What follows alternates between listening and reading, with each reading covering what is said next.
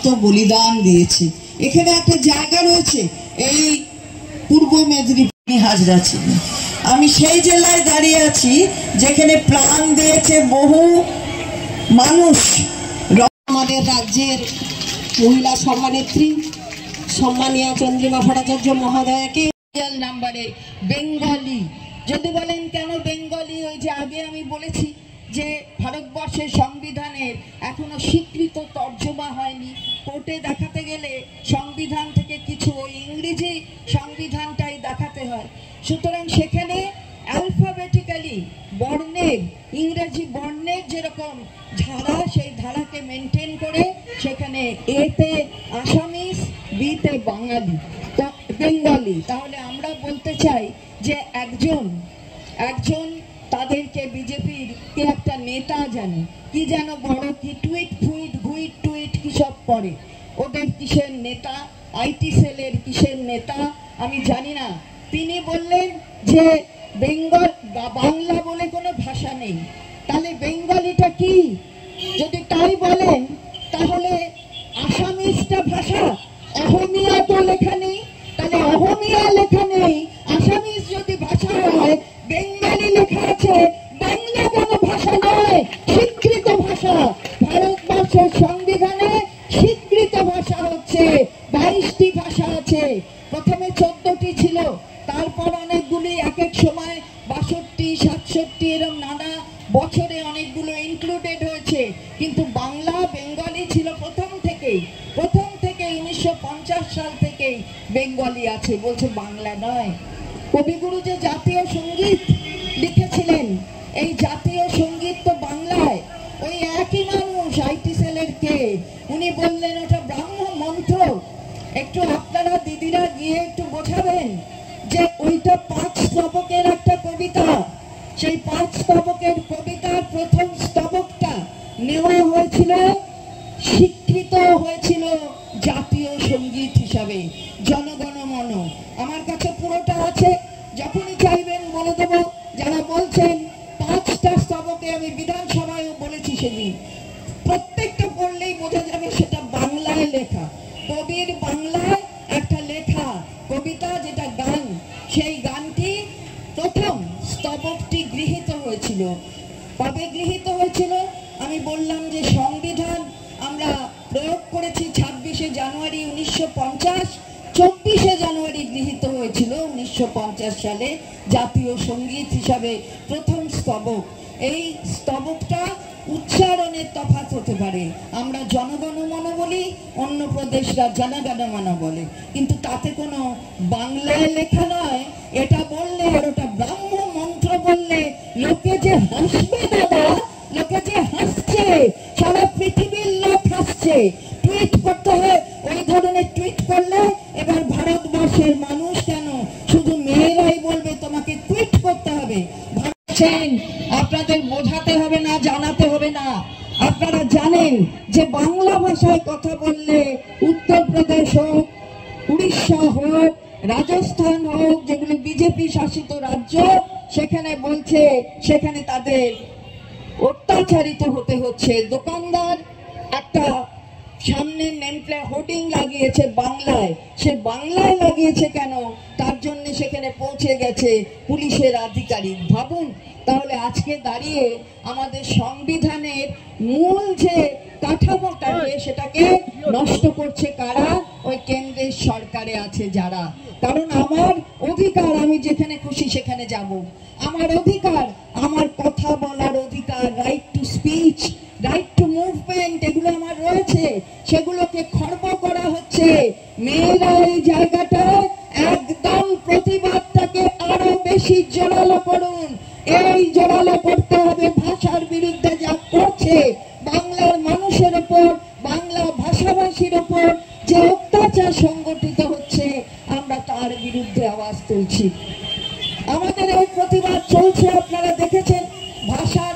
ভাষার উপর সন্ত্রাসের বিরুদ্ধে আমাদের প্রতিবাদ আমরা গান্ধী মূর্তি থেকে শুরু করেছি।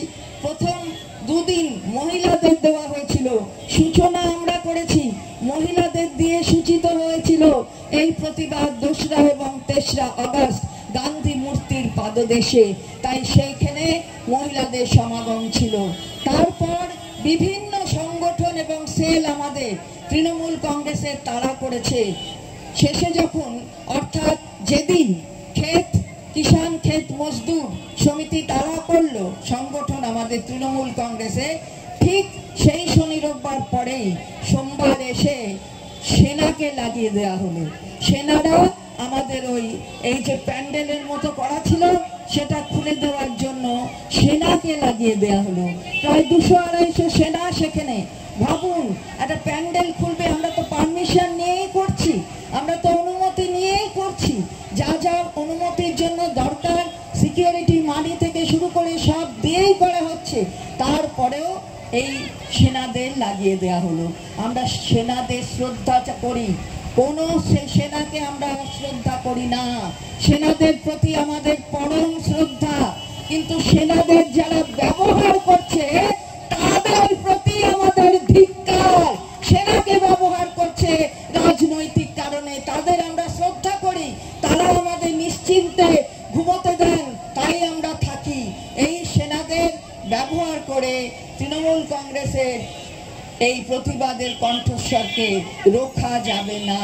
বিজেপি সরকার যদি ভেবে থাকে রুখে দিয়েছে, তাহলে রুখে দেওয়া যায়নি। ওই ধর্মতলায় গিয়ে দেখুন, প্রতিদিন চলছে। গতকালও আবার মহিলাদের প্রতি নির্দেশ ছিল, আমরা আবারও ধর্ণা দিয়েছি, ওই 2 দিন দিয়েছি, আবার 3য় দিন এখানে আমাদের ধর্ণার নির্দেশ ছিল, আমরা করেছি। এটা হচ্ছেটা কি আমরা জিজ্ঞাসা করতে চাই। ভারতবর্ষের যে সংবিধান তার 8ম তফসিল, সেই 8ম তফসিল মানে যাকে ইংরেজিতে বলে 8th শিডিউল। আমি চাই মেয়েরা এখানে খুব ভালো করে বুঝবেন, ভারতবর্ষের সংবিধানের 8ম তফসিল না, আমাদের গাঁথি থেকে এটা হচ্ছে যে তা নয়, আমাদের বছরে এটা মেয়েরাই বলবে, প্রত্যেক বছরেই আমরা বিভিন্ন মানে প্রোগ্রাম দিয়ে থাকি, বছর জুড়ে এই প্রোগ্রামগুলো হয়, সেটা নির্বাচন হোক অথবা না। তবে অবশ্যই যে কোনো রাজনৈতিক দলের কাছে নির্বাচন তো একটা বড় ব্যাপার, তো মেয়েরা সংগঠিত হবে। এটা কাঁথি থেকে শুরু করেছি তা না, 10ই অগস্ট আমরা শুরু করেছি, আসানসোল থেকে শুরু করা হয়েছিল, আজকে এটা 11তম জেলা করছি, 35টা জেলা আমাদের সাংগঠনিক, প্রত্যেকটা জেলায় যাচ্ছি।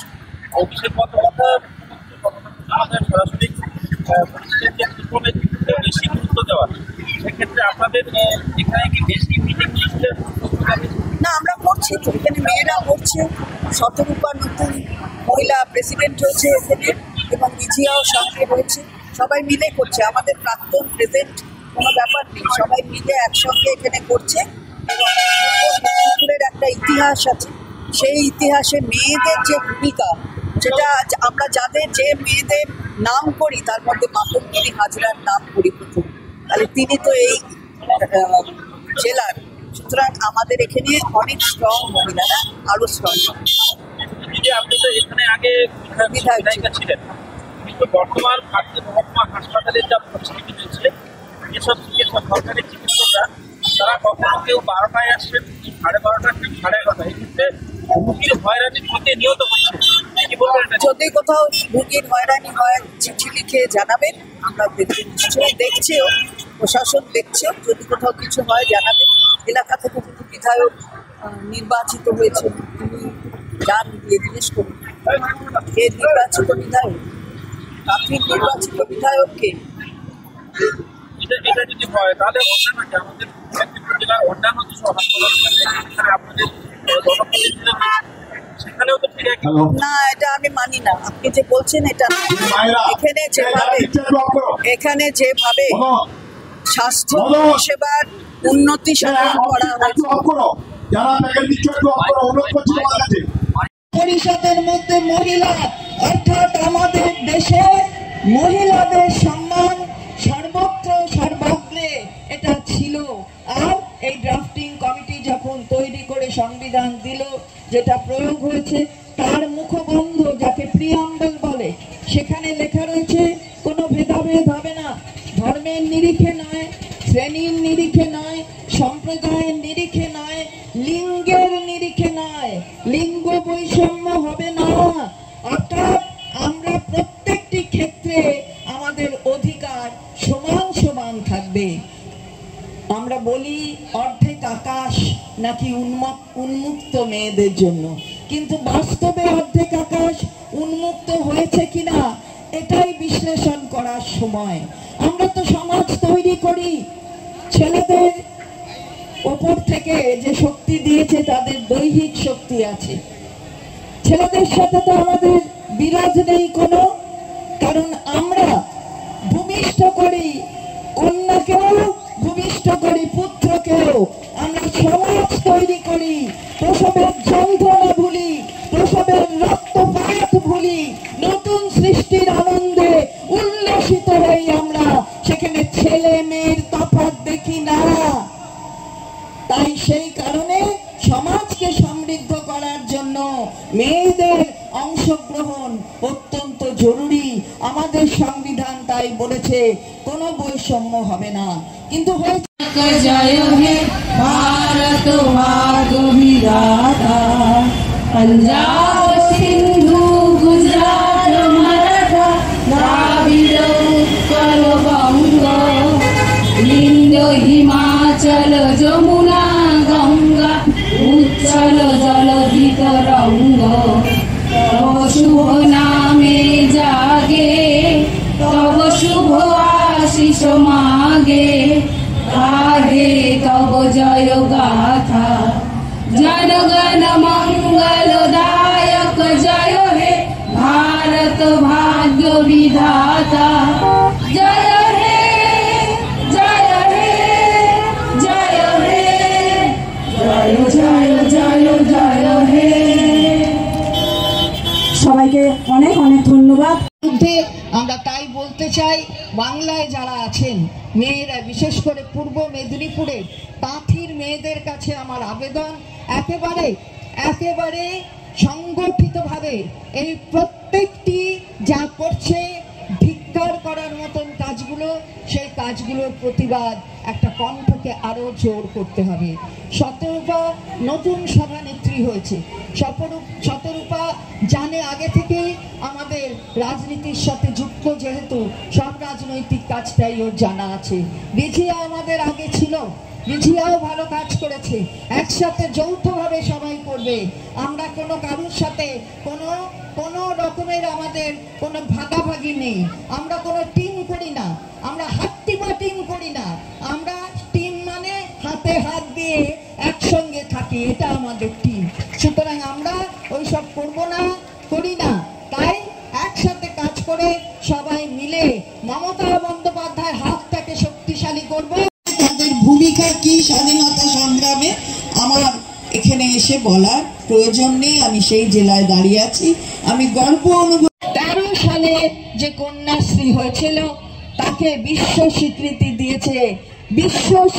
দিয়েছে, ইউনেস্কো থেকে স্বীকৃতি পেয়েছে।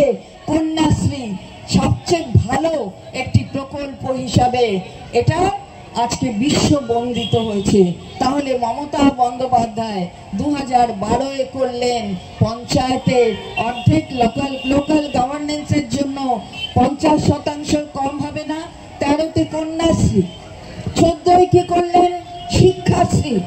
এই শিক্ষাশ্রীতে ছেলেরা তারা যেমন ভাতা পায়, ঠিক তেমনি মেয়েদের জন্য একইভাবে শিক্ষাশ্রীর ভাতা আছে। তারপরে 14 সালেও শিক্ষাশ্রী করার পরে 15 সালে হলো সবুজ সাথী সাইকেল, ছেলেরা পায় মেয়েরাও পায়, মেয়েদেরও কিন্তু সবুজ সাথী সাইকেল আছে।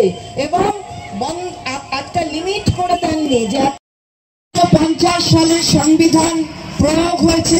আমি মেয়েদের চাই যে মেয়েরা জানুক ইতিহাসটা। সংবিধান তৈরি হয়েছে তার আগে 46 সাল থেকে 9 ডিসেম্বর 46 সাল থেকে সংবিধান তৈরির জন্য গণপরিষদ বসেছে, 3 বছরের গণপরিষদ, এবং সেখানে তার যে সভাপতিত্ব করেছেন, প্রেসিডেন্ট ছিলেন কে গণপরিষদে, যাকে ইংরেজিতে কনস্টিটিউয়েন্ট অ্যাসেম্বলি বলে, তার প্রেসিডেন্ট ছিলেন ডক্টর রাজেন্দ্র প্রসাদ। এবং একটা খসড়া কমিটি তৈরি হয়েছিল যাকে ড্রাফটিং কমিটি বলে। সেই ড্রাফটিং কমিটি খসড়া তৈরি করবে সংবিধানে, তার কে চেয়ারম্যান ছিলেন? তার চেয়ারম্যান ছিলেন ডক্টর B.R. আম্বেদকর। এবং খসড়া তৈরি হলো। যে সংবিধান আমরা পেয়েছি 26শে নভেম্বর 1949। আপনি যদি খোলেন সংবিধানের পাতায় থেকে শুরু করেছি, আজকে সেপ্টেম্বরের 6 তারিখ আমি নিজেই 11টা কর্মী সভায় 11টা জেলায় আমি নিজেই গেছি, কারণ আমি প্রত্যেকটা জেলায় নিজেই যাই। এখানে আমাদের যে স্লোগান, সেই স্লোগান হচ্ছে মহিলাদের শক্তির মূল, দিদির তৈরি তৃণমূল। দিদি যেভাবে সম্মান দিয়েছেন মহিলাদের, আমাদের শক্তির মূলটাই হচ্ছে সেখান থেকে।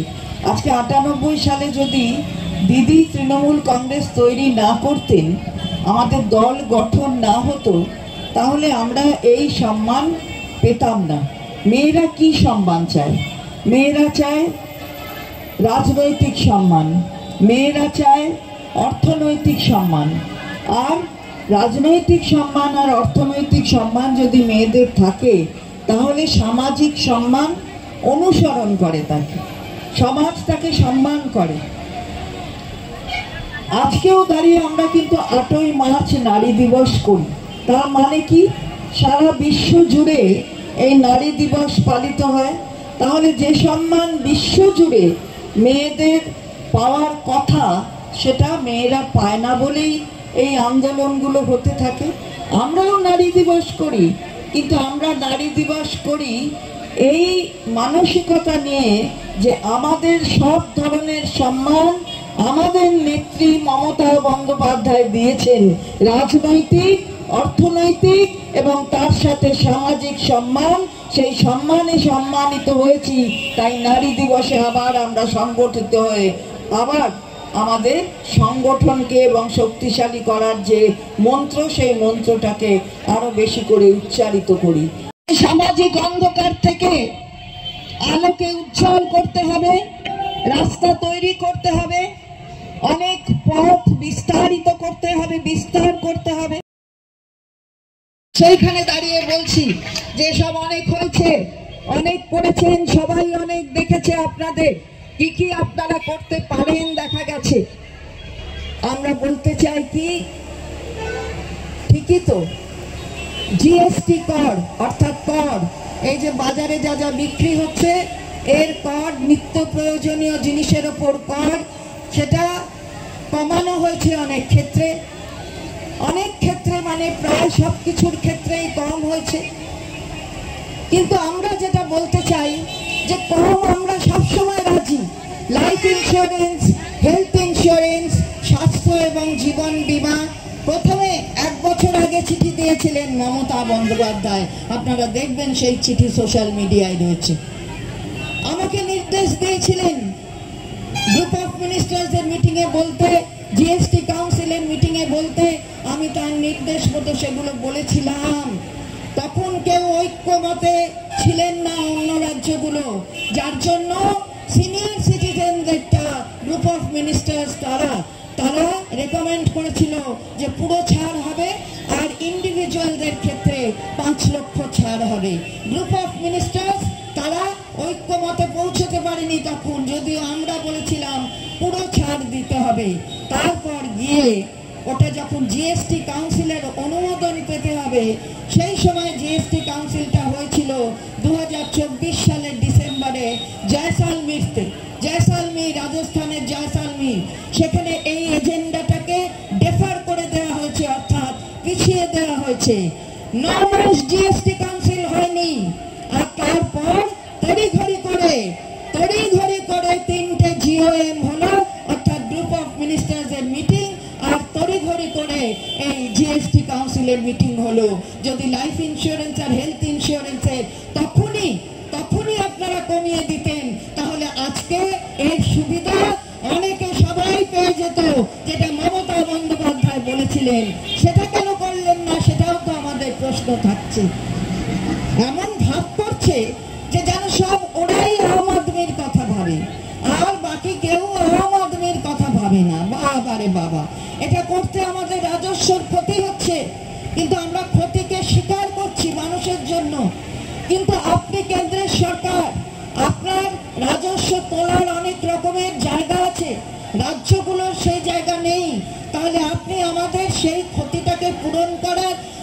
কিছু স্ট্র্যাটেজি তৈরি করুন। আমাদের দাবি এটাই ছিল, কর্ণপাত করলো না। আমরা প্রশ্ন করতে চাই এই মিটিং থেকে, মাননীয় প্রধানমন্ত্রী তিনি লালকেল্লায় জিএসটি কাউন্সিল একটা সাংবিধানিক বডি, সেই সাংবিধানিক বডি ডিসিশন নেবার আগেই তিনি কি করে 15 তারিখে বলে দিলেন যে সব অনেক দিওয়ালি গ্রিটিংস, দীপাবলির গিফট পাবেন আপনারা, কি করে বললেন? আমরা জিজ্ঞাসা করতে চাই। তাই আজকে দাঁড়িয়ে মেয়েদের সচেতন হতে হবে, মেয়েদের সচেতন হতে হবে। আমরা বলেছি যাতে যাদের জন্য সুযোগ তৈরি করে দেওয়া হয়েছে এই কর কমানোয়, তাদের কাছে যেন পৌঁছয়। আমাদের যে চিন্তাটা খুব একটা ভুল ছিল না, এখন বিভিন্ন কাগজে পড়ে পড়ে সেটা বুঝতে পারছি। বিভিন্ন কাগজে পড়ে পড়ে দেখছি যে লাইফ যারা ইন্স্যুরেন্সের প্রিমিয়ামের অ্যামাউন্টটা বাড়িয়ে দেওয়ার অনেকটা চেষ্টা করার একটা ছবি যেন মনে হচ্ছে আবছা করে দেখতে পাচ্ছি। আমরা কিন্তু তার প্রতিবাদ করব। মানে আপনি বুঝবেন, আপনার যদি 100 টাকা প্রিমিয়াম হয় তাহলে 18% অর্থাৎ 100 টাকায় 18 টাকা আপনাকে জিএসটি দিতে হতো, 118। এবারে 18টা চলে গেছে, শূন্য জিএসটি। প্রিমিয়ামটা যদি বাড়িয়ে দেয় 118, তাহলে লাভটা হলো কার? লাভটা হলো ওই ইন্স্যুরেন্স কোম্পানির, আপনার কোনো লাভ হলো না। এটাই আমরা বলেছি যে এটা ভালো করে দেখতে হবে, তোমার কি আছে মেশিনারি যে সেটা দেখবে, সেগুলো বলো। এখন দেখছি আমাদের চিন্তাটা একেবারে মানে অস্বাভাবিক কোনো চিন্তা নয়।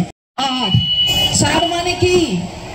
স্যার স্পেশাল ইন্টেন্সিভ রিভিশন, তার মানে বিশেষ নিবিড় সংশোধন, ভোটার লিস্টে সংশোধন হবে। ভালো, এর আগে হয়নি, হয়েছিল 2003 সালে হয়েছিল। কোথায় কোথায় হয়েছিল? সারা ভারতবর্ষে একসাথে হয়েছিল। এখন কোথায় হচ্ছে? ভোটমুখী রাজ্যে হচ্ছে। বিহারের জন্য যেটা বলেছে সেটা মন দিয়ে শুনুন। কোনটা ভোটার লিস্টকে বেস ভোটার লিস্ট ধরেছে? 2002। সেখান থেকে 3 ডিভিশন হয়েছিল, অর্থাৎ সেই 3 ডিভিশনে যাদের নাম আছে তাদের সাথে কোনটা সেটা ঠিক আছে, কিন্তু তারপরে যারা ধরুন 4-এ ইনক্লুডেড হয়েছে, 5-এ ইনক্লুডেড হয়েছে, তাদের মধ্যে থেকে যদি 1/7/87 থেকে 2/12/2004 অবধি কেউ জন্মে থাকে, তাহলে তার বাবা মার জন্মের সার্টিফিকেট নিয়ে আসতে হবে। আপনি ভাবুন যে ছেলে মেয়েটি, তাদের জন্ম হয়েছে 87 সালে, তার আজকের বয়স 37-38 বছর হবে। তার বাবা কতটা বছর হবে বয়স? তার মায়ের আমি ধরলাম 18 বছরে সন্তান হয়েছে, তাহলে তারও 56-57। বাবার নিশ্চয়ই 62-65। তখন কি প্রাতিষ্ঠানিক প্রসব হতো নাকি দাড়ি মারা প্রসব করতেন? তো সার্টিফিকেট কোথা থেকে নিয়ে আসবে? সার্টিফিকেট তাকে বাদ দাও, তাকে বাদ দিয়ে দাও ভোটার লিস্ট থেকে। আমরা এর বিরুদ্ধে একটা অবৈধ ভোটার নামে যদি বৈধ ভোটারকে বাদ দেওয়া হয়, আমরা তার বিরুদ্ধে বাংলায় ঘোষণা দেখি। স্যার মানে কি? স্যার করবো তোমাকে নাকি? নির্বাচন কমিশন, জাতীয় নির্বাচন কমিশন, তাকেও করায়ত্ত করছে একটা নিরপেক্ষ সংস্থা, তাকে করায়ত্ত করবার চেষ্টা। এই যে কাজটা করছে, আমরা এর প্রতি ধিক্কার জানাই। আমরা কিভাবে এই বিহারের ইলেকশনে কাটা হয়েছে আপনারা দেখেছেন, যে নাম কিভাবে কাটা হচ্ছে। আমরা জিজ্ঞাসা করছি, বলছে আমরা এই কিছুদিন আগে বললো 7 লক্ষ ভোটারের নাম ওগুলো বাদ দেওয়া হয়েছে। আবার খোঁজ করে দেখা গেল যে 1,87,000 ভোটারের প্রায় 2 লক্ষ ভোটার আর কি, সেখানে তাদের 2 জায়গায় নাম আছে, মানে সেটা বোধহয় ওই দল করে, তাই সেগুলো রেখে দেওয়া হয়েছে। এই দল করলে হবে না, ওই দল করলে রয়ে গেল। তাদের দুজনেরই একই নাম, বাবার নাম এক, সবই এক। আবার মাঝে মাঝে কুকুরও দেখেছি, বিড়ালও দেখেছি, ট্র্যাক্টরও দেখেছি, তারাও ভোটার লিস্টে। ভাবা যায়? তাদের রেসিডেন্সিয়াল সার্টিফিকেট দিয়েছি। ক্যাটবাবু, ডগ দিদি, কত রকমের নাম। বাবা, শুনে শুনে ভাবছি যে এদের বাসস্থান ট্র্যাক্টর, তার আবার একটা রেসিডেন্সিয়াল সার্টিফিকেট, মানে তাকে ভোটার লিস্টে তোলা হবে। তো এই জায়গায় দাঁড়িয়ে আমরা বলতে চাই, এখানে বাংলা ভাষা বলছে বলে দিচ্ছ তুমি বাংলাদেশি, এটা হতে পারে নাকি? আমাদের বাংলায় যে 23টি জেলা আছে, প্রশাসনিক জেলায় এক একটা জেলার এক এক রকমের বাংলা ভাষা বলার ঢং আছে। যেটা পূর্ব মেদিনীপুরে আমি বললাম পিছাবনি, এটা এখানকার ভাষা। অন্য জায়গায় গেলে বলবে পিছবো না, তো তাহলে সেখানকার ভাষা সেটা সবই বাংলা। যারা বলবে অমনি বললেই বলে দিলে তুমি বাংলাদেশি, বাংলাদেশি বলে কোনো ভাষা হয়? আমরা জিজ্ঞাসা করতে চাই। আমরা বলছি এই কারণে যে রাজ্য সরকারের এখতিয়ারে কিন্তু পুলিশের যে থানাগুলো সব থাকে, কিন্তু দিল্লিতে ওটা রাজ্য সরকারের এখতিয়ারে নয়, ওটা কেন্দ্রীয় সরকারের এখতিয়ারে। দিল্লির একটি থানা বঙ্গভবনের আমাদের যে অফিসার অন স্পেশাল ডিউটি, তার কাছে একটা চিঠি পাঠিয়েছে, কতগুলি নথি দিয়ে বলেছে এটা বাংলাদেশি ভাষা, তুমি ইংরেজিতে নয় হিন্দিতে এটা তর্জমা করে দাও। তো আমরা জিজ্ঞাসা করছি, দাদা বাংলাদেশি ভাষাটা মানেটা কি? আমরা জানতে চাই। ত্রিপুরায় কি ভাষা চলে? ত্রিপুরায় ও তো আপনি চালান, কি ভাষা চলে ওখানে? আমরা জিজ্ঞাসা করছি ওটা বাংলা ভাষা নাকি বাংলাদেশি ভাষা জিজ্ঞাসা করি। তাহলে ওদের খাওয়া দাওয়া সব কিছুই তো বাংলাদেশের সঙ্গে অনেক তার সম্পর্ক আছে। তাতে কি গেল এলো? ওরা দেশের একটা রাজ্য ত্রিপুরা, ওই তাকে নিয়ে তো টানাটানি করছেন না। নাম্বারে বেঙ্গলি, যদি বলেন কেন বেঙ্গলি, ওই যে আগে আমি বলেছি যে ভারতবর্ষের সংবিধানের এখনো স্বীকৃত তর্জমা হয়নি। কোর্টে দেখাতে গেলে সংবিধান থেকে কিছু ওই ইংরেজি সংবিধানটাই দেখাতে হয়। সুতরাং সেখানে অ্যালফাবেটিক্যালি বর্ণের, ইংরেজি বর্ণের যেরকম ধারা, সেই ধারাকে মেনটেন করে সেখানে এতে আসামিস, বিতে বাঙালি, তো বেঙ্গলি। তাহলে আমরা বলতে চাই যে একজন তাদেরকে বিজেপির কে একটা নেতা যেন কি যেন বড় কি টুইট ফুইট গুইট টুইট কি সব করে, ওদের কিসের নেতা, আইটি সেলের কিসের নেতা আমি জানি না। তিনি বললেন যে বাংলা বলে কোনো ভাষা নেই, তাহলে বেঙ্গলিটা কি? যদি তাই বলেন তাহলে আসামিসটা ভাষা, অহমিয়া তো লেখা নেই, তাহলে অহমিয়া লেখা নেই, আসামিস যদি ভাষা হয়, বেঙ্গলি লেখা আছে, বাংলা কেন ভাষা নয়? স্বীকৃত ভাষা, ভারতবর্ষের সংবিধানে স্বীকৃত ভাষা হচ্ছে 22টি ভাষা আছে।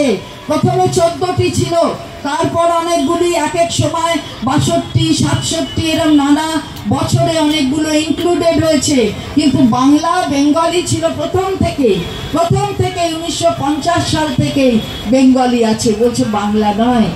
কবিগুরু যে জাতীয় সঙ্গীত লিখেছিলেন, এই জাতীয় সঙ্গীত তো বাংলায়, ওই একই মানুষ আইটি সেলের কে, উনি বললেন ওটা ব্রাহ্ম মন্ত্র।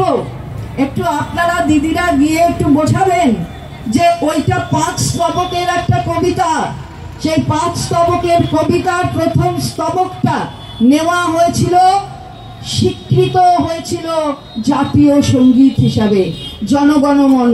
আমার কাছে পুরোটা আছে, যখনই চাইবেন বলে দেব। যারা বলছেন 5টা স্তবকে, আমি বিধানসভায়ও বলেছি সেদিন, প্রত্যেকটা পড়লেই বোঝা যাবে সেটা বাংলায় লেখা, কবির বাংলায় একটা লেখা কবিতা, যেটা গান। সেই গানটি প্রথম স্তবকটি গৃহীত হয়েছিল। কবে গৃহীত হয়েছিল? আমি বললাম যে সংবিধান আমরা প্রয়োগ করেছি 26শে জানুয়ারি 1950, 24শে জানুয়ারি গৃহীত হয়েছিল 1950 সালে জাতীয় সঙ্গীত হিসাবে প্রথম স্তবক। এই স্তবকটা উচ্চারণের তফাৎ হতে পারে, আমরা জনগণমন বলি, অন্য প্রদেশরা জনগণমনা বলে, কিন্তু তাতে কোনো বাংলায় লেখা নয়। এটা বললে আর ওটা ব্রাহ্ম মন্ত্র বললে লোকে যে হাসবে দাদা, লোকে যে হাসছে, সারা পৃথিবীর লোক হাসছে। টুইট করতে হয়, ওই ধরনের টুইট করলে এবার ভারতবর্ষের মানুষ কেন শুধু মেয়েরাই বলবে তোমাকে টুইট করতে হবে, ভারত থেকে টুইট করো, এবার বেরিয়ে যাও, এই ধরনের কথা বলা যায় না।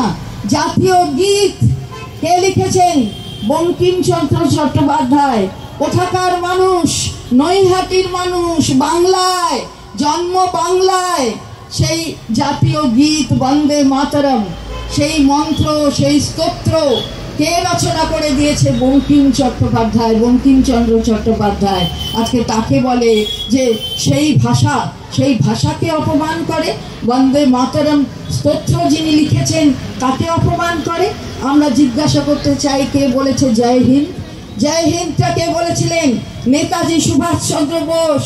কোথায় হচ্ছে ধিক্কার করার মতন কাজগুলো? সেই কাজগুলোর প্রতিবাদ একটা কণ্ঠকে আরো জোর করতে হবে। শতরূপা নতুন সভানেত্রী হয়েছে। শতরূপা জানে আগে থেকেই আমাদের রাজনীতির সাথে যুক্ত, যেহেতু সব রাজনৈতিক কাজটাই ওর জানা আছে। রিজিয়া আমাদের আগে ছিল, রিজিয়াও ভালো কাজ করেছে। একসাথে যৌথভাবে সবাই করবে। আমরা কোনো কারুর সাথে কোনো রকমের আমাদের কোনো ভাগাভাগি নেই। আমরা কোনো টিম করি না, আমরা হাট্টিমা টিম করি না। আমরা টিম মানে হাতে হাত দিয়ে একসঙ্গে থাকি, এটা আমাদের টিম। সুতরাং আমরা ওই সব করবো না, করি না। তাই একসাথে কাজ করে সবাই মিলে মমতা বন্দ্যোপাধ্যায়ের হাতটাকে শক্তিশালী করব, এটা আমাদের অঙ্গীকার হোক। কারণ মহিলাদের শক্তির মূল দিদির তৈরি তৃণমূল। তাই দিদি যেভাবে দেখেছেন সেদিন বিধানসভায়, যেভাবে দিদিকে অপমান করেছে, দিদি বলেছেন আমি একাই 100। আমরা জানি দিদি তুমি একাই 100। তাই তোমার হাতকে আরো বেশি শক্তিশালী করা সেটা আমাদের দায়িত্ব। তাই আমরা সেই কাজটা করব মহিলারা মিলে। এই কথা বলে সকলকে আমার শ্রদ্ধা জানাই। গরমে বসে আছেন, কিন্তু বসে 11 সালের পর থেকে মমতা ব্যানার্জি বাংলার মানুষের জন্য কি কি উন্নয়নমুখী প্রকল্প করে দিয়েছেন। আমি একটু আগে বলছিলাম চন্দ্রমাটি একটি গুরুত্বপূর্ণ দপ্তর, অর্থ দপ্তর। প্রত্যেকটা সম্মেলন সে সফলতার সঙ্গে সমাপন করছে। তাই সেদিন আমি ধন্যবাদের সাথে বিভিন্ন নেতৃত্ব তারা সবাই আর আমার সাংগঠনিক জেলার যিনি সঙ্গে ছিলাম, সঙ্গে আমাদের প্রিয় ভালো প্রাক্তন চেয়ারম্যান জেলা সাংগঠনিক জেলার সবের মধ্য দিয়ে সেই দুঃশাসনের রাজত্বের অবসান ঘটিয়ে দিয়েছিল পূর্ব মেদিনীপুরে। তারপর নানা সময় নানা আন্দোলন, যে অত্যাচার সিপিএমের আমলে ছিল, তারা মুখ্য ভূমিকা নিয়েছে। আমার গুরুপত্রিকা সঞ্চালনা করছে অনেকেই, ওখানে টিপু, অসীম, তাকে আমি জানি না, চন্দ্রমাটিও একদিন বলছে যে মেয়েদের কথা শুনতে হয়, তা না হলে রাত্রি 11। এ জেলা পূর্ব মেদিনীপুর জেলা। আমি কোন জেলায় দাঁড়িয়ে আছি? এই সেই জেলা যারা স্বাধীনতার আগে নিজেদের ভূমিকা, নিজেদের আত্মবলিদানের মধ্য দিয়ে দেখিয়ে দিয়ে গেছে। আমরা সেই জেলায় দাঁড়িয়ে আছি যে জেলা মাতঙ্গিনী হাজরার জন্ম দেয়। আমি সেই জেলায় দাঁড়িয়ে আছি যেখানে উত্তরসূরিরাও মাতঙ্গিনী হাজরার পরম শ্রদ্ধা তার প্রতি করে তার দেখানো পথে নৈরাজ্যকে অন্ধকারে পাঠিয়ে আলোকে উজ্জ্বল করবে এই রাজ্যকে। আমি সেই জায়গায় দাঁড়িয়ে আছি। সুতরাং আজকে আমি আপনাদের কাছে এটা বলতে চাই যে আমরা কেন লড়াই করি। সবাই বলে মহিলাদের জন্য নাকি উন্মুক্ত 50% আকাশ, আকাশের অর্ধেক নাকি আমাদের জন্য উন্মুক্ত। তাহলে লড়াই কেন? কেন প্রতি বছর নারী দিবস হয়? কেন প্রতি বছর 8ই মার্চ বিশ্ব জুড়ে মেয়েদের নামতে হয়? যদি আমরা অর্ধেক আকাশ হই তাহলে তো আর নাবার প্রয়োজন হয় না, আবার কোনো দাবি নিয়ে নাবার প্রয়োজন থাকে না। মেয়েরা তবু আজও দাবি নিয়ে নাবে, 8ই মার্চ করে, আমরাও 8ই মার্চ করি, কিন্তু আমরা দাবি নিয়ে করি না। আজকে 11 সালের পর থেকে আমরা যে সম্মান পেয়েছি, সেই সম্মান যিনি দিয়েছেন তাকে ধন্যবাদ, কৃতজ্ঞতা জানাতে আমরা 8ই মার্চ করি। তফাৎ এটাই আমাদের বিশ্বের সাথে। আমি এই জেলায় দাঁড়িয়ে ইতিহাসের কথা বলবো। মেয়েদের জানতে হবে এ জেলা যে অত্যন্ত গুরুত্বপূর্ণ জেলা।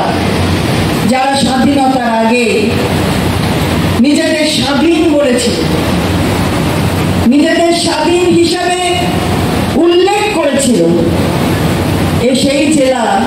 সেই জেলার সামনে, থানার সামনে মাতঙ্গিনী হাজরা প্রাণ দিয়েছিলেন। আমি সেই জেলায় আছি। তাই আজকে দাঁড়িয়ে ভারতবর্ষের সংবিধানের কথা একটু বুঝতে হবে মেয়েদের, কারণ আমরা অধিকার চাইছি, আমরা সম অধিকার। আমাদের তো পুরুষের সাথে কোনো বিরোধ নেই, ওদের সাথে আমাদের বিরোধ কি? চঞ্চলদের সাথে কোনো বিরোধ নেই, কারণ আমরা না থাকলে ওরা জন্মাতো না। ওদের সব শক্তি দিয়েছে, এক ধাক্কা মারলে আমরা পড়ে যাব, কিন্তু ধারণ শক্তি নেই। ধারণ শক্তি মহিলাদের, আর মহিলাই সমাজকে সৃষ্টি করে, মহিলারাই সমৃদ্ধ করতে পারে, এই বিষয়ে কোনো সন্দেহ নেই। আমাদের রাজ্যে আমাদের নেত্রী সেই সম্মান আমাদের দিয়েছে। আমরা স্বাধীনতার আগে যে জায়গায় ছিলাম সেটা একটু জানতে হবে। গণপরিষদ তৈরি হয়েছিল 46 সালে, যাকে কনস্টিটিউয়েন্ট অ্যাসেম্বলি বলা হয়। গণপরিষদ ডক্টর রাজেন্দ্র প্রসাদের নেতৃত্বে 46 সালের 9 ডিসেম্বর গণপরিষদ বসেছিল। এই তারিখটা খুব গুরুত্বপূর্ণ। 3 বছর গণপরিষদ বসেছে।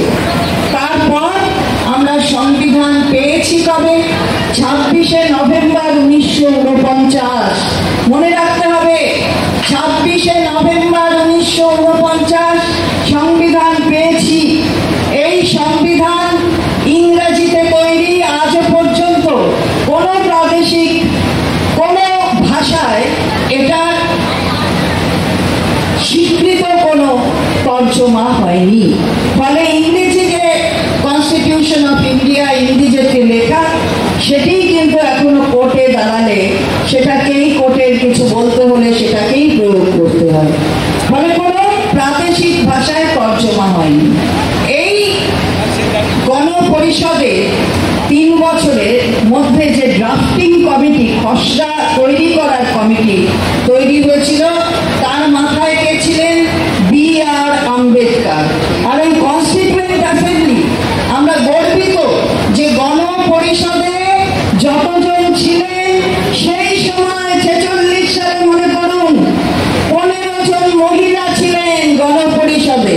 তার মানে আমাদের দেশ, আমাদের পুরোধারা স্বাধীনতা সংগ্রামের সঙ্গে সঙ্গে মেয়েদের সম্মানের কথা মাথায় রেখে সেদিন গণপরিষদে 15 জন মেয়েকে রেখেছিলেন, মহিলাদের। আর তাদের সম্মিলিত সিদ্ধান্তে যে সংবিধান তৈরি হয়েছিল সেটা আমরা পেয়েছিলাম 26শে নভেম্বর 1949। তাহলে আমরা কেন করি প্রজাতন্ত্র দিবস 26শে জানুয়ারি? কেন করি এটা মনে রাখতে হবে, কারণ আপনার ছেলে, আপনার মেয়ে আপনাকে পরবর্তীতে জিজ্ঞাসা করবে যে কেন করি তাহলে 26শে জানুয়ারি 1950। আপনি তখনই উত্তর দেবেন যে 26শে জানুয়ারি 1950 প্রজাতান্ত্রিক দিবস হিসাবে সেটা ঘোষণা করা হয়েছিল। আমরা সবাই রাজা হয়েছিলাম আমাদের এই রাজার রাজত্বে, আর প্রয়োগটা হয়েছে, আমরা পেয়েছিলাম 26শে নভেম্বর 1949, প্রয়োগ হয়েছে 26শে জানুয়ারি 1950। তাই প্রজাতান্ত্রিক দিবস হিসাবে আমরা ভারতবর্ষ সমস্ত মানুষ আমরা সম্মান জানাই পতাকা উত্তোলনের মধ্য দিয়ে, আমাদের জাতীয় পতাকা উত্তোলনের মধ্যে দিয়ে। আবার প্রশ্ন করতে পারে আপনার সন্তান যে ওই যে 26শে জানুয়ারি, এটা 25 হলো না কেন, এটা 27 হলো না কেন? সেটা যদি জিজ্ঞাসা করে তখন উত্তর দেবেন 1930 সাল থেকে 1947 সাল যদি আমরা পর গুনি, তাহলে 18টা জানুয়ারি মাস, অর্থাৎ স্বাধীনতা পাওয়ার আগের 18টি জানুয়ারি মাস, ওই দিনটি 26শে জানুয়ারি আমাদের পুরোধারা পূর্ণ স্বরাজ দিবস হিসাবে ওই দিনটি পালন করত। তাই পরবর্তীতে ওটা প্রজাতান্ত্রিক ভারতবর্ষের দিন, অর্থাৎ প্রজাতন্ত্র দিবস হিসাবে চিহ্নিত হয়। এগুলো জানতে হবে, কারণ ওই যে কনস্টিটিউশন অফ আমরা ভারতীয় সংবিধান, সেই সংবিধানের প্রিয়াম্বল মানে মুখবন্ধ, যে মুখবন্ধের বাইরে কোনো আইন হতে পারে না ভারতবর্ষে, যে মুখবন্ধের বাইরে কোনো কিছু হতে পারে না এই আমাদের দেশে, সেই মুখবন্ধে লেখা আছে সম্প্রদায়ের ভেদাভেদ হবে না, শ্রেণীর ভেদাভেদ হবে না, ধর্মের ভেদাভেদ হবে না, লিঙ্গের ভেদাভেদ হবে না। তাহলে লিঙ্গের ভেদাভেদ হবে না কবে লেখা? 1950 সালে আমরা প্রজাতান্ত্রিক ভারতবর্ষ হয়েছি, প্রয়োগ হয়েছে। আর 74তম সংশোধনী যেটা 93 সালে হয়েছে, তার মধ্য দিয়ে মেয়েদের সংরক্ষিত আসন পঞ্চায়েতে এবং অন্যান্য মিউনিসিপ্যালিটি কর্পোরেশনে ওই 33% কম হবে না সংরক্ষিত আসন, এটা বলা হলো। তাহলে মনে করুন 50-এর সংবিধান আর 93 সালের সংশোধন, মানে 43 বছর ধরে ভারতবর্ষে একটা সংশোধনী আনতে লাগলো এবং তাতে বলা হলো 33% কম হবে না। আর আমার নেত্রী কি করেছে? কেন শক্তির মূল 11 এসেছে, 12তে পঞ্চায়েতের আইনটা পাল্টে দিয়ে বলেছে 33-এর কম তো হবেই না, 50% সংরক্ষণের কম হবে না। এটা হলো তফাৎ। তাই শক্তির মূল 12 সালে 5-এ যাদের নাম উঠেছে অথবা অন্যান্য সময়, তারা যদি 1 জুলাই থেকে 87 থেকে 2/12/2004 অব্দি জন্মায়, তাদের নিয়ে আসতে হবে মা বাবার বার্থ সার্টিফিকেট। তাহলে বুঝুন যে 87 সালে জন্মেছে, তার বয়স এখন 37 থেকে 38। আমি ধরে নিলাম তার মা 18 বছরে প্রসব করেছে, তাহলে 56 থেকে 57, তার বাবা 62 থেকে 65। তো তার কি করে জন্ম সার্টিফিকেট আনা যাবে? তারা তো তখন প্রাতিষ্ঠানিক ডেলিভারি তখন ছিল না, তখন দাইমা করতেন। তো দাইমা প্রসব করাতেন, এখন বলছে দাইমার কাছ থেকে আমাদের নিয়ে আসতে হবে সেই সার্টিফিকেট। কারণ ওরা কেটে দেবে কুচকুচ করে। কি করলো? বিহারে বললো 7 লক্ষ কেটে দিয়েছি, তারপরেও দেখা গেল যে 1,87,000 তার মধ্যে রয়েছে যাদের 2 জায়গায় নাম আছে। কেন? তাহলে হলো কি করে? তুমি যদি 7 লক্ষ কেটেই দিলে, তাহলে ওই অতগুলো লোকে 2 জায়গায় নাম থাকলো কি করে? তাহলে কি তুমি করলে? কি সার হলো? কি তোমার রেক্টিফিকেশন ডিভিশন হলো? আবার দেখেছেন তো ক্যাট বাবু আছে, ক্যাট বিবি, ডগ বাবু, ট্র্যাক্টর, তাদেরও রেসিডেন্সিয়াল সার্টিফিকেট আছে। আপনার বাবারটা কেটে দেবে আর ট্র্যাক্টরকে ভোটার লিস্টে ঢোকাবে। ট্র্যাক্টরের বাবার নাম অমুক ট্র্যাক্টর, মায়ের নাম অমুক ট্র্যাক্টর, তার একটা ঠিকানা দিয়ে তার রেসিডেন্সিয়াল সার্টিফিকেট হচ্ছে। ডগেরও হচ্ছে, ক্যাটেরও হচ্ছে। বাবারে বাবা, কি সার! তো সেই সারের বিরুদ্ধে আমাদের আওয়াজ, আমরা একটা বৈধ ভোটারকে কাটতে দেব না। তাহলে আপনি যারা 4-এ হয়েছিল ভোটার, যারা 5-এ হয়েছিল, এটা তো একটা কন্টিনিউয়াস প্রসেস। তারা তো আছে, তারা তো ভোট দিয়েছে, আপনি জিতেছেন তাদের ভোটে 24 সালে। তাহলে আপনাকে স্টেপ ডাউন করতে হবে যে অবৈধ ভোটারের ভোট দিয়ে আপনি জিতেছেন। আমরা তো সেই কথাই বলতে চাই। আপনি দেখি কেমন আপনার বুকের পাটা আছে। আপনি যদি স্টেপ ডাউন করেন, তাহলে বুঝবো যে আপনার সার করবার এই ধরনের, এই যে জাতীয় নির্বাচন কমিশন একটা নিরপেক্ষ সংস্থা, তাকেও করায়ত্ত করার যে চেষ্টা, সেই চেষ্টাটা একটা ভিন্ন চেষ্টা। এর বিরুদ্ধে আমাদের প্রতিবাদ। তাই আপনাদের কাছে আমি বলতে চাই, জিএসটির কথা অনেকে বলেছে, আমি বেশি কথা বলতে চাই না জিএসটি নিয়ে। আমার যেহেতু সেই কাউন্সিলে থাকার সুযোগ হয়, গ্রুপ অফ মিনিস্টার যেটা, সেটাই বাংলা আছে বলে আমার সেই মন্ত্রী গোষ্ঠীতেও থাকার সুযোগ হয়। আমরাই প্রথম আওয়াজ উঠিয়েছি, মুখ্যমন্ত্রী আওয়াজ উঠিয়েছিলেন লাইফ ইন্স্যুরেন্স আর হেলথ ইন্স্যুরেন্সে 0% এর জিএসটি হোক। তখন ওরা সেটা ঐক্যমতে পৌঁছতে পারেনি। এটা 1 বছরের আগের কথা। আজকে জিএসটি কাউন্সিল হলো 9 মাস পরে, তড়িঘড়ি করে, কারণ 15ই আগস্ট লাল কেল্লা থেকে মাননীয় জিএসটি কাউন্সিল একটা সাংবিধানিক বডি, সাথে তার বসার আগেই বলে দিলেন সব জিএসটি কমে যাবে। ওনার কথা রক্ষা করবার জন্য সেটা এখন এমন ভাবে বলছে প্রচার মাধ্যমে যেন ওরাই করলো।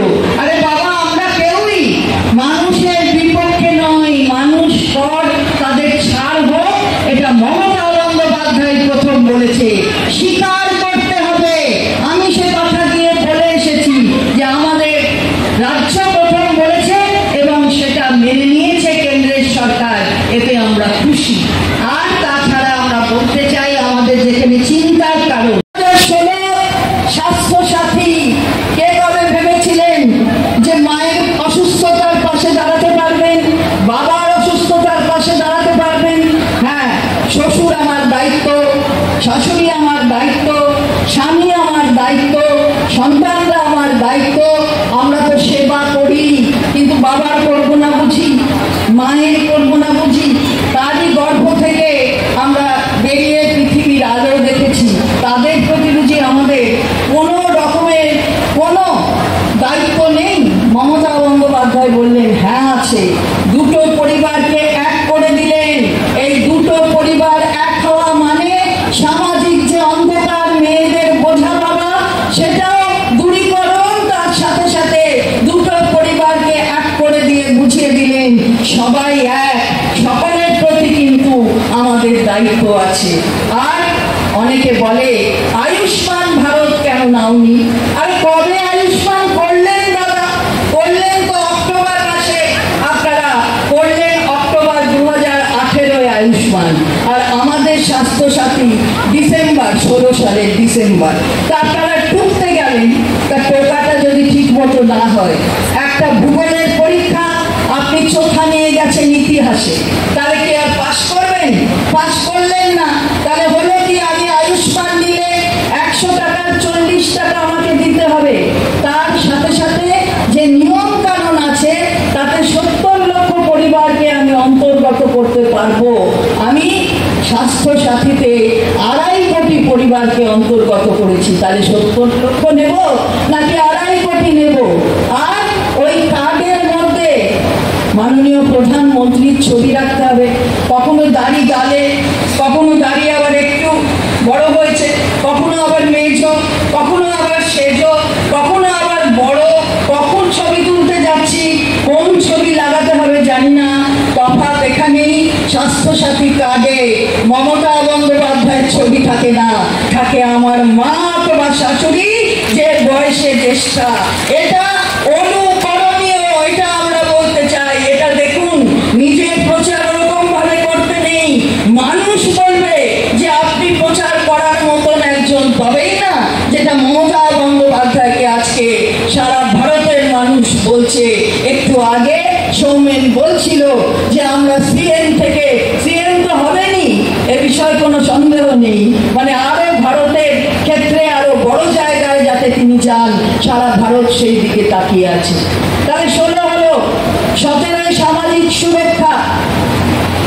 যারা শ্রমিক সংগঠিত এবং অসংগঠিত ক্ষেত্রে, তাদের সুরক্ষার জন্য সামাজিক সুরক্ষা ছেলেরাও পায়, মেয়েরাও পায়, কারণ শ্রমিক দুক্ষেত্রে মেয়েরাও রয়েছে। 17 হয়ে গেল। 18 কি? রূপশ্রী। 18 রূপশ্রী মানে সরকার 25,000 টাকা নিয়ে একটা মেয়ের পাশে, পরিবারের পাশে দাঁড়িয়ে আছে। কেন? কারণ পরিবারের মনে হয় আমার মেয়েটাকে যখন আমি বিয়ে দিচ্ছি, এই আনন্দ যজ্ঞে আমি প্রতিবেশীকেও একটু ডাকি, কিন্তু আমার সাধ্য নেই, ডাকতে পারছি না। সরকার বলছে আমি তোমার পাশে আছি, তোমার আনন্দ যজ্ঞে প্রতিবেশীকে সঙ্গে নিয়ে তুমি সেই যজ্ঞ করো, উপভোগ করো। এটা মেয়ের বিয়ে, 25,000 টাকা নিয়ে, রূপশ্রী নিয়ে আমরা দাঁড়িয়ে আছি সরকারের পক্ষ থেকে। এটা মমতা বন্দ্যোপাধ্যায়। 18 এটা হলো। 19 কি হলো? ঐক্যশ্রী। ঐক্যশ্রীও একটা ভাতা যেটা সংখ্যালঘুদের কাছে পাঠানো হয়। সেই সংখ্যালঘুদের ভাতার মধ্যে মেয়েরাও থাকে, মেয়ে সংখ্যালঘুরাও পায় ঐক্যশ্রী। তারপরে হলো কর্মসাথী। 19 সালে কর্মসাথী যে কাজ করার যে প্রকল্পটা, সেই কাজ করার প্রকল্পে ছেলেরাও আছে, মেয়েরাও আছে। 21-এ লক্ষ্মীর ভান্ডার, সবাই বললে লক্ষ্মীর ভান্ডার ভিক্ষে। আরে কে কাকে ভিক্ষে দেয়? আমরা কি রাজকোষে কিছু টাকা জমা দিই রাজস্বকে বাড়াবার জন্য? মন্ত্রী তো হয়েছি, কিন্তু রাজস্ব বাড়াবার জন্য তো আমাদের টাকা দিতে হয় না। তাহলে রাজস্ব বাড়াবার জন্য টাকা কারা দেয়? সাধারণ মানুষ দেয়। আর সেই সাধারণ মানুষের টাকায় কেন্দ্র হোক রাজ্য হোক তার কোষ তৈরি হয়। আর সেই টাকা যদি মেয়েদের হাতে যায়, লক্ষ্মীদের হাতে যায়, তাহলে যা হয়েছে সেটা হলো সারা ভারতে যখন অর্থনৈতিকভাবে নিম্নগামী একটা দেখা গেছে কোভিডের পরে, চাঙ্গা নয় দুর্বল অন্যান্য প্রদেশ এবং কেন্দ্রের সরকার, তখন বাংলা তখন কিন্তু ঊর্ধ্বগামী, কোনোদিন নিচে নামেনি। জিএসডিপি লেভেল কখনো নিচে নামেনি। এটা হয়েছে লক্ষ্মীদের হাতে। লক্ষ্মীরা তো আবল তাবল খরচ করবে না। বাজারে লেনদেনের মধ্য দিয়ে আমি আসছিলাম, যখন ওই রাস্তাটা দিয়ে বাঁ দিকে ঢুকলাম, দেখলাম একটা হাট, বিরাট হাট চলছে। আর মেয়েরা সেখানে যেমন বিক্রি করছে তেমনি কিনছে। এই যে কেনার জন্য যে টাকার প্রয়োজন, সেটা 1000-1200 সেটা বড় কথা নয়। আসল বড় কথা হচ্ছে আত্মবিশ্বাস। এটা আমার টাকা সরকার আমায় দিচ্ছে, আমি সেই টাকা দিয়ে আমার নাতির জিনিস কিনবো, নাতনির জিনিস কিনবো, ছেলের টিউশন পড়াবো। এটাই তো আত্মবিশ্বাস। সেইটা মমতা বন্দ্যোপাধ্যায় করে দিয়েছেন এই লক্ষ্মীর ভান্ডারের মধ্য দিয়ে। 22 তরুণের স্বপ্ন, তরুণের সাথে তো তরুণীরও স্বপ্ন। তরুণের স্বপ্ন একটা ট্যাব দেওয়া হয়, মেয়েদেরও দেওয়া হয় পড়াশোনাকে এগিয়ে নিয়ে যাওয়ার জন্য। 23-এ কি করলেন? মেধাশ্রী ওবিসিদের জন্য কেন্দ্র বন্ধ করে দিয়েছে, সরকার বন্ধ করেনি, রাজ্যে মমতা বন্দ্যোপাধ্যায় বন্ধ করেননি। ওবিসির জন্য যে ভাতা, মেধাশ্রীর মধ্য দিয়ে। 24 সালে কি করলেন? ওই যে আবাস সবকিছু বন্ধ, 100 দিনের কাজ বন্ধ। 24-এ বললেন যে কর্মশ্রী করছি, 50 দিনের কাজকে সুনিশ্চিত করছি। 100 দিনের কাজ বন্ধ করে দিয়েছে, টাকা দিচ্ছে না। হাইকোর্ট বলার পরেও সুপ্রিম কোর্টে হাইকোর্টের অর্ডারটাকে চ্যালেঞ্জ করেছে। তো সেখানে দাঁড়িয়ে আমরা 50 দিনের কাজকে সুনিশ্চিত করছি, কর্মশ্রী 24 সালে। আর 25 সালে ICDS আসাতে স্মার্টফোন কিছুদিনের মধ্যেই ঢুকে যাবে টাকা ব্যাংকে, কারণ বাজেটে এটা বলা হয়েছে এবং সেই প্রক্রিয়া চলছে। ব্যাংকে যারা ICDS এবং আশারা রয়েছেন তাদের কাছে এটা পৌঁছবে। ফলে এইখানে দাঁড়িয়ে দেখুন, 12 সাল থেকে 11 এসছেন, 12 সাল থেকে 25 সাল অবধি একটার পর একটা প্রকল্প। সেই প্রকল্পের জন্য আজকে মহিলারা সম্মানিত, রাজনৈতিক সম্মান পেয়েছেন, অর্থনৈতিক আত্মবিশ্বাস, অর্থনৈতিক সম্মান। আর এই দুটো সম্মান যদি থাকে তাহলে সামাজিক সম্মান তাকে অনুসরণ করে, সমাজ তাকে সম্মান করে। আমরা সেই জায়গায় দাঁড়িয়ে বলতে চাই যে মহিলাদের শক্তির মূল দিদির তৈরি তৃণমূল, তাছাড়া হতো না। এই শক্তির মূল 12 সালে মমতা বন্দ্যোপাধ্যায় রাজনৈতিকভাবে আমাদের স্বীকৃতি দিলেন। প্রশাসনে মেয়েরা কাজ করতে পারে, তার দক্ষতা দেখাতে পারে, এই সংরক্ষণের মধ্য দিয়ে সেটা তিনি প্রমাণ করে দিলেন যে তিনি মেয়েদের সাথে সম্মান দেন। তারপর 13 সাল কন্যাশ্রী, মেয়েদের বোঝা ভাবা, ছেলেরা পড়বে, মেয়েরা অত পড়তে হবে না, বিয়ে হবে।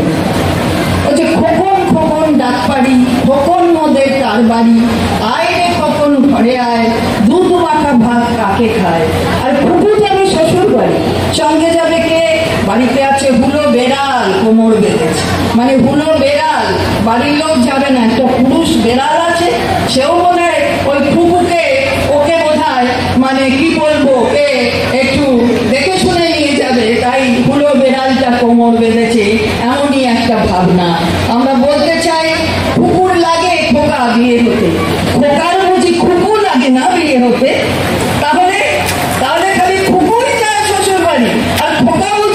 করে না। মমতা বন্দ্যোপাধ্যায় বললেন যে খোকার যেমন পড়াশোনা করে নিজের ভাগ্য নির্ধারণ করবার তার অধিকার আছে, খুকুরও সেই অধিকার আছে। তাই কন্যাশ্রী 1 স্কুলে, তার পরবর্তীতে কন্যাশ্রী 2, বিশ্ববিদ্যালয়ে গেলে কন্যাশ্রী 3, আজকে 1 কোটি খুকু ওই কন্যাশ্রীর এখতিয়ারের মধ্যে এসেছে, বিশ্বে বন্দিত হয়েছে কন্যাশ্রী। এটা হচ্ছে মমতা বন্দ্যোপাধ্যায় সামাজিক অন্ধকার দূর করে বোঝা যাতে মেয়েদের না ভাবা হয় সেই জায়গাটা তৈরি করে দিয়েছেন। একটা মানুষ যখন প্রশাসনে আসে সে কেবল প্রশাসক হয় না, সে সমাজের সংস্কারক হয়। সেই সংস্কার করবার লক্ষ্যে, সমাজের এই অন্ধকার দূর করবার লক্ষ্যে এই কন্যাশ্রী শুরু হয়েছে এবং বিশ্বে বন্দিত হয়েছে, আপনারা জানেন। এটাই হয়ে গেল 13-তে কন্যাশ্রী হয়ে গেল।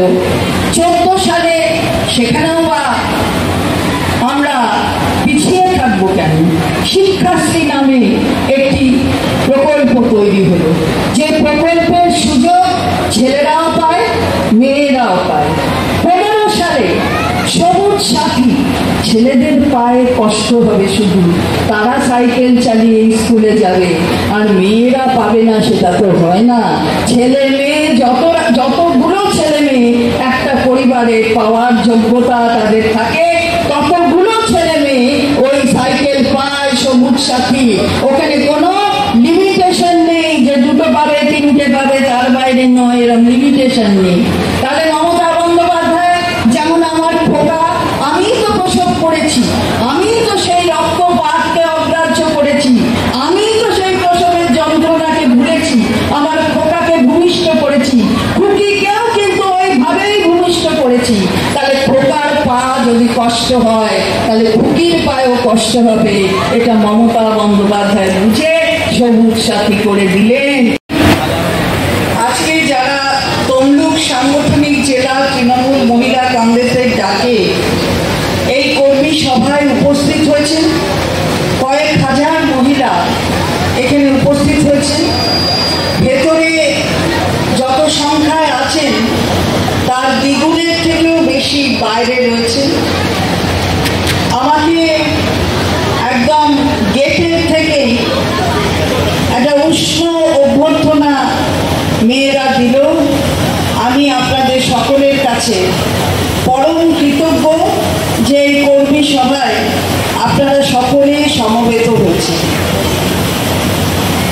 আমাদের এখানে উপস্থিত আছেন এই সাংগঠনিক জেলার নবনিযুক্ত সভাপতি সুজি, এখানে আমার বহুদিনের সহকর্মী, আপনারা একটু আগেই তার বক্তব্য শুনেছেন।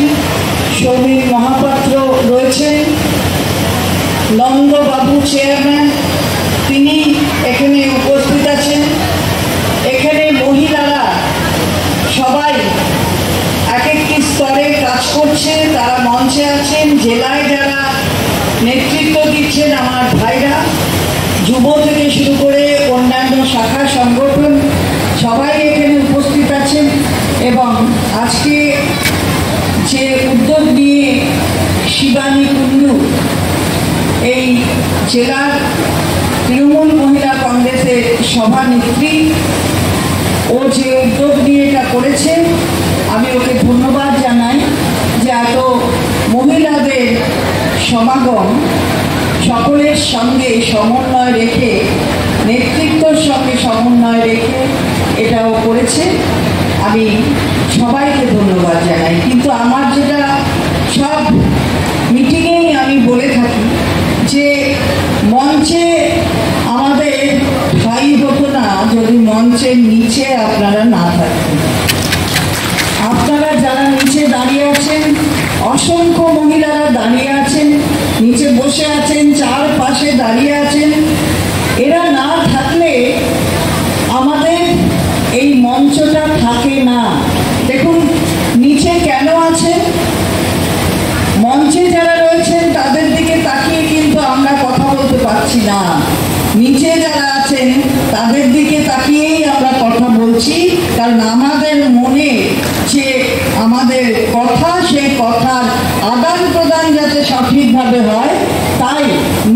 বসেছেন আপনারা ওপরে, আমরা এখান থেকে বলছি আসলে আমাদের মধ্যে কোনো তফাৎ নেই। আপনারা যেসব জায়গায় রয়েছেন সেসব জায়গায় নেতৃত্ব দিচ্ছেন বলেই তাই আজকে আমাদের এই মঞ্চ তৈরি হতে পেরেছে। আমি আপনাদের কুর্নিশ জানাই। আজকে আমরা যে কর্মী সভা করছি রাজ্য জুড়ে, প্রত্যেকটি সাংগঠনিক জেলায়, আমাদের 35টি সাংগঠনিক জেলা আছে।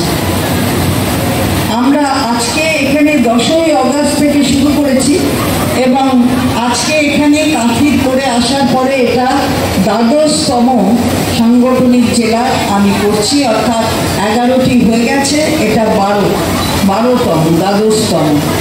আমি সেই সভায়, সেই কর্মী সভায় এসে বলতে চাই, আমাদের যে স্লোগান মহিলাদের শক্তির মূল, বিবিধ তৈরি তৃণমূল, এই স্লোগান নিয়েই কিন্তু আমাদের এই কর্মী সভা হচ্ছে। আমাদের শক্তির মূল, বিবিধ তৈরি তৃণমূল। তাছাড়া এই সমস্ত ক্ষেত্রগুলোয় যেভাবে মহিলারা সম্মানিত হচ্ছে, এই সম্মান আমরা পেতাম না। এটা হয় ওই সংবিধান 1950 সালে 1950 সালে চুপ করবেন, একটু চুপ করুন, বলেন না, তারপর আপনি বলবেন। 1950 সালে যে সংবিধান, তার 8ম তপশিলে যাবেন, তার 8ম তপশিল, 8th শিডিউল বলে থাকে। সেই 8ম তপশিলে ইংরেজির বর্ণমালা যেরকম ABCD, সেই হিসাবে সেগুলো লেখা হয়েছে। 50 সাল থেকেই 14টা স্বীকৃত ভাষা ছিল। 50 সালে যখন প্রথম সংবিধান প্রয়োগ হলো, সেই সংবিধানের 14টি ভাষার মধ্যে প্রথম থেকেই দ্বিতীয় বেঙ্গলি লেখা রয়েছে। বেঙ্গলি প্রথম হচ্ছে আসামিজ, কারণ এ, দ্বিতীয় হচ্ছে বেঙ্গলি মানে বি, তাই বেঙ্গলি লেখা আছে। তা ওদের এই 14টি ভাষার পরে আরো কতগুলো সংযুক্ত হয়েছে 62 সালে, 67 সালে, অন্যান্য সংশোধনীর মধ্য দিয়ে এখন 22টি ভাষা আছে স্বীকৃত ভাষা। তো ওদের কে যেন একটা নেতা, তিনি বলে দিলেন বাংলা বলে কোনো ভাষা নেই। তা ওনাকে আমরা বলতে চাই যে ওই যে আসামিজ লেখা আছে, তাহলে সেটা ভাষা। ওই অহমিয়া তো লেখা নেই। যদি আসামিজ অহমিয়া হয়, তাহলে বেঙ্গলি বাংলা নয়। তাহলে আমরা বলতে চাই, এই যদি তোমার বুদ্ধির বহর হয়, তাহলে মেয়েরাই বুঝিয়ে দেবে। তোমার আর ওইসব টুইট হবে না, তোমাকে টুইট করতে হবে। রাজনীতির ময়দান তো বটেই, দেশের ময়দান, সেখান থেকেও টুইট করতে হবে। এই তো কথা। ভারতবর্ষের সংবিধান যেমন আমি আপনাদের ইতিহাসের কথা বললাম, তার সাথে সাথে জাতীয় সঙ্গীত, জাতীয় গীত, এই দুটি, জাতীয় সঙ্গীত কবির লেখা জনগণ মন, এটা একটা 5টা স্তবকের একটা কবিতা গান। 5টা স্তবকের প্রথম স্তবকটা গৃহীত হয়েছিল জাতীয় সঙ্গীত হিসাবে কবে? 24শে জানুয়ারি 1950, মানে 26শে প্রজাতন্ত্র হবে, তার ঠিক আগে, একদিন আগে হলো 24শে জানুয়ারি গৃহীত হলো জাতীয় সঙ্গীত হিসাবে কবির গান, ওই প্রথম স্তবকটা। বলছে ওটা ব্রাহ্ম মন্ত্র। ওই টুইট বাবু বলে দিল ওটা ব্রাহ্ম মন্ত্র। তাহলে বুঝুন, ওটা কবির লেখা একটা বাংলার গান। প্রত্যেকটা স্তবক পড়লেই বোঝা যাবে যে ওটা বাংলায়। আমি সেদিন বিধানসভাতেও পড়েছি।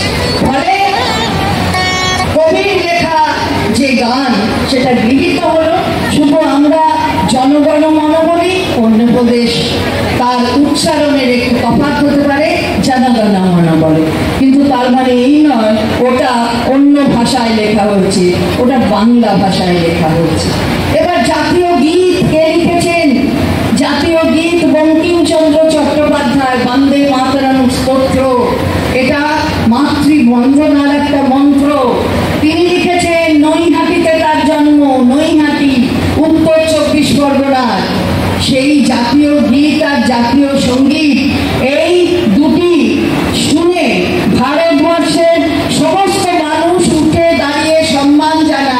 সেখানে বলছে বাংলা ভাষার কোনো নাকি অস্তিত্বই নেই।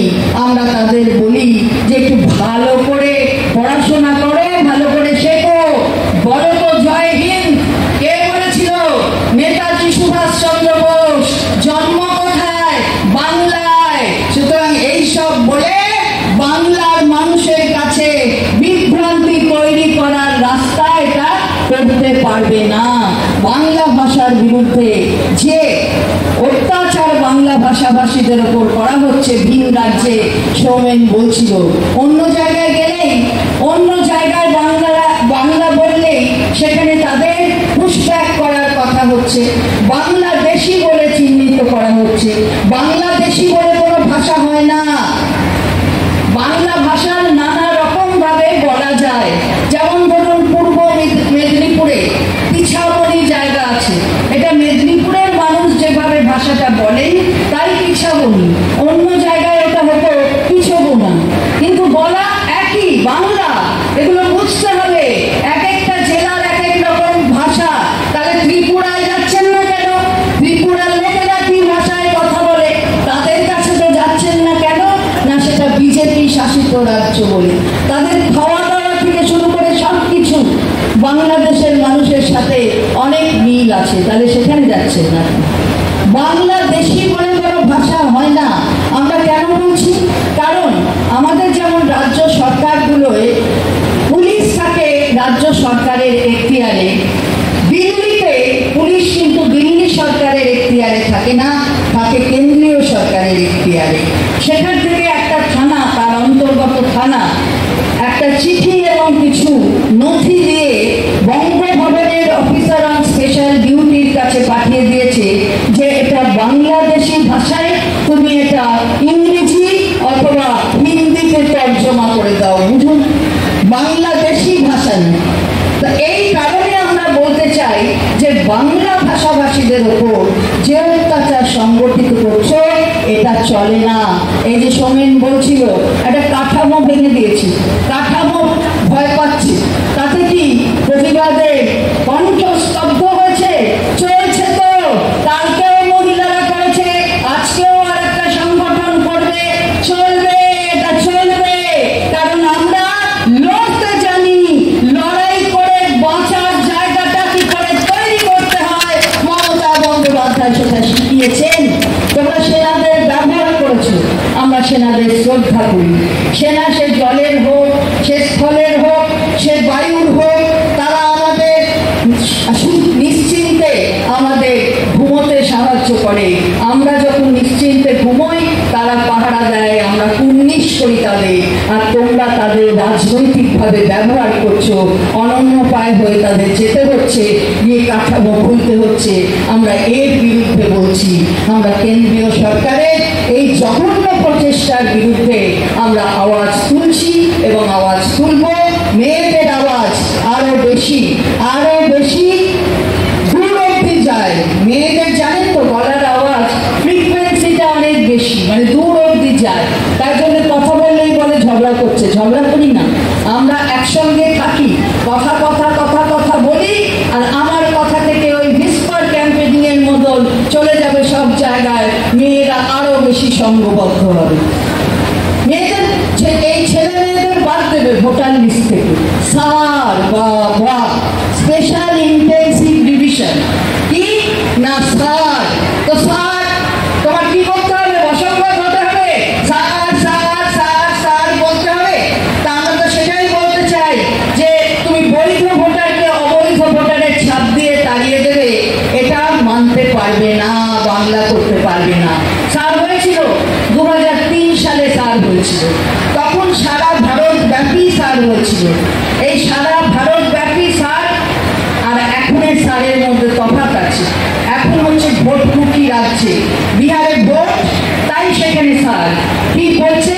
বলছে 2 সালে, একটু বুঝবেন যারা যান, যারা বুথে বুথে কাজ করেন, 2 সালে তাকে বেস লিস্ট হিসেবে নিয়েছে। কারণ 3 সালে স্যার হয়েছে, তাহলে 3-এর লিস্টে যারা আছে তারা ঠিক আছে, কিন্তু যারা 4-এ যাদের নাম উঠেছে, 5-এ যাদের নাম উঠেছে, অথবা বলতে চাই কিসের অপরাধ যে তাদের এরকমভাবে ভীত করে দিয়েছে? ওরা কি অপরাধ করেছে? ওরা বাংলা ভাষায় কথা বলে, আর বাংলার এই বাদ্যযন্ত্র অর্থাৎ ঢাক, এই ঢাক কিন্তু বিশ্বখ্যাতি লাভ করেছে। সুতরাং বিশ্বের মানুষ নিয়ে যায় ঢাকিদের, আর সেখানে আমাদের দেশে অন্য রাজ্যে যেতে ভয় পাচ্ছে, কারণ বাংলা ভাষায় কথা বললেই তাদের বাংলাদেশি বলে পুশব্যাক করা হচ্ছে, না হলে অন্য রাজ্যের ট্রাইব্যুনাল তাদের নোটিশ দিচ্ছে, না হলে অন্য ধরনের অত্যাচার, শারীরিক অত্যাচার করা হচ্ছে। তো এটা অবশ্যই একটা ঘৃণ্য অপরাধ।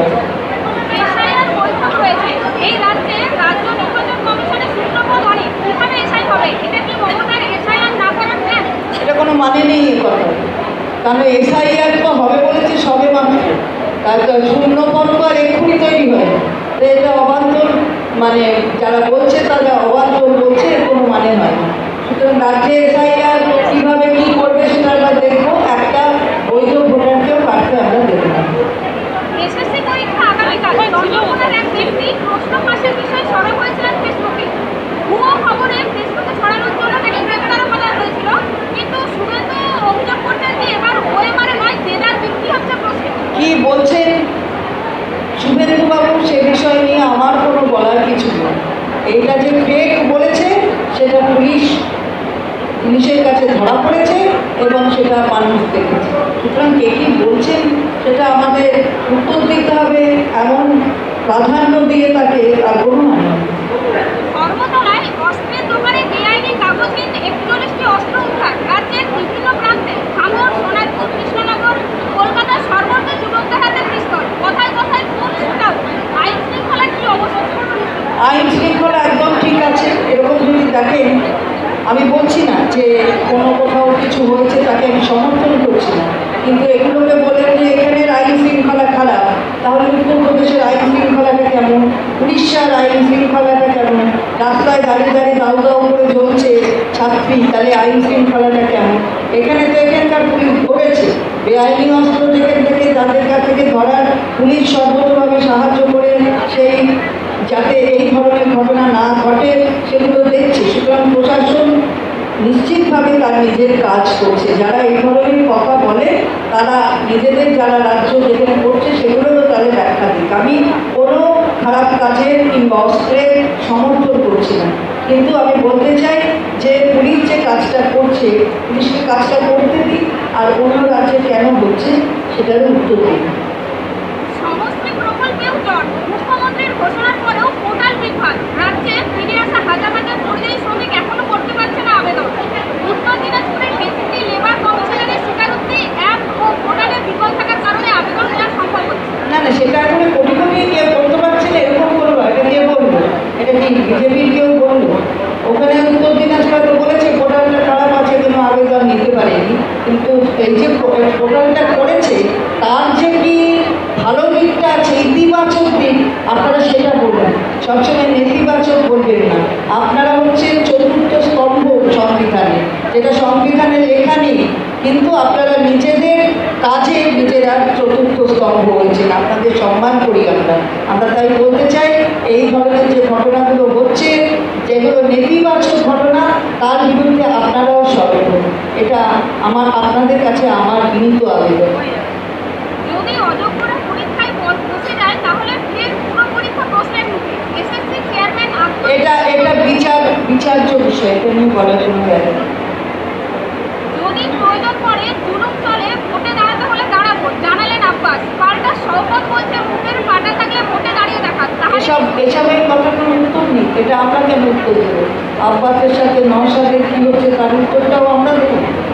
তবে আমার ভালো লাগছে যে আপনার সতীর্থরা আপনাকে লিড করতে দিয়েছে আমাকে প্রশ্ন করেছে, এটা আমার কাছে একটা বাড়তি পাওনা হবে।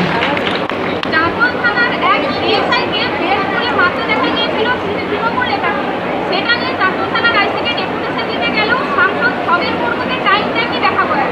আইসি 17 ঘন্টা থানার বাইরে। এইটা কথা বলার কোনো মানে হয় না। কী করবেন সেই প্রশাসনিক কর্তা তিনি জানেন, আর এইসব নিয়ে রাজনীতি করা ওটা খগেনবাবুর রাজনীতি, ওটা সবাই জানে। সরকারি পরিবহন নিগমে বহু বাস ফিটনেস ফেল এবং ইন্স্যুরেন্স নেই বা চলার উপযুক্ত নয়। বহু মানুষকে নিয়ে সেই সব বাস না জেনে কি করে বলবো। রাজ্যের বিভিন্ন থানায় ও কমিশনারেটে বহু অবৈধ কাগজপত্রহীন বাতিল গাড়ি পুলিশ ব্যবহার করছে আইন রক্ষার কাজে। এগুলো কোনো মানে হয় না। এই প্রশ্নের জবাব দেওয়ার জন্য কিন্তু আমি এখানে মহিলা সভা করছি। একটাও মহিলাদের নিয়ে বললেন না। লক্ষ্মীর ভাণ্ডারে কতজন আছে, কতজন কন্যাশ্রী আছে, কতজন এই যে রাজনৈতিক ক্ষমতা পেয়েছে, 50% সংরক্ষণের ওপরে গিয়ে আপনি উত্তরবঙ্গ বললেন, কিন্তু বললেন না যে উত্তরবঙ্গের 6টা জেলা পরিষদে সভাধিপতি মেয়ে। তার মানে কি সংরক্ষণের ওপরে গিয়ে মেয়েদের দেওয়া হয়েছে। আপনি মহিলা, আমি আশা করবো আপনি এইগুলোও বলবেন। আমি যেমন আপনাকে সম্মান করছি, আপনার সতীর্থরা আপনাকে লিড করতে দিয়েছে, এটা খুব ভালো।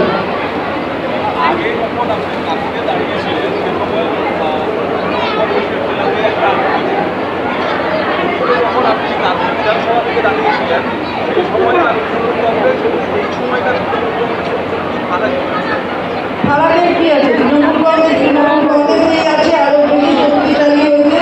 যারা ওইখানে দাঁড়িয়ে দুর্বল করতে চেষ্টা করছে তারা দুর্বল করতে পারবে না। তারা তো একসময় তৃণমূল কংগ্রেস দুর্বল হয়নি। তৃণমূল কংগ্রেস ওদের চলে যাওয়ায় দুর্বল হয়নি, আরো বেশি শক্তিশালী হয়েছে। এটা প্রমাণিত সত্য। সুতরাং এখানে দাঁড়িয়েই তো আমি নিয়ে বসে আছি। এদের অবশ্যই এটা তো আমাদের শক্তিকে বৃদ্ধি করেছে। মহিলা এসেছে, আমি শক্তি বৃদ্ধি বলে মনে করি। তাই এখানে আমাদের শক্তি উত্তর বৃদ্ধি পাবে। দুর্বল করতে চেষ্টা করলেই দুর্বল করা যায় না।